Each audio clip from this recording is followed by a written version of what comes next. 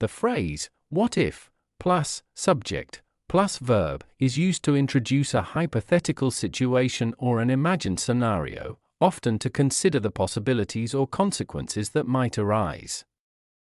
It is equivalent to the question, what would happen if, in English? How to use it. To pose a hypothetical question. Examples. What if it rains tomorrow? What if we miss the train?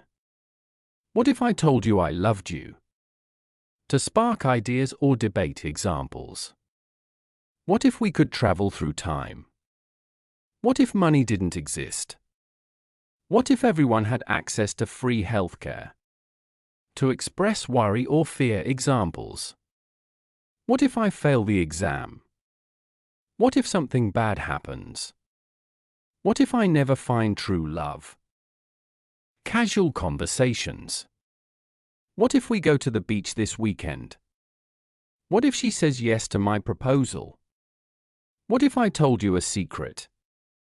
What if we could fly like birds? What if dogs could talk? Creative brainstorming. What if we created a self-sustaining underwater city? What if cars could drive themselves? Actually happening now. What if we could teleport to any location? What if plants could generate electricity?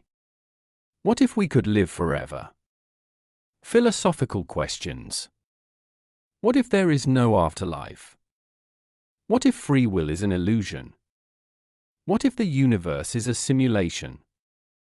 What if we are not alone in the universe? What if time is not linear? Problem-solving scenarios. What if the project deadline gets moved up? What if the budget gets cut in half? What if the experiment fails? What if we run out of resources? What if the competition releases a better product? Expressions of anxiety or fear. What if I don't get the job? What if I'm not good enough? What if I lose everything?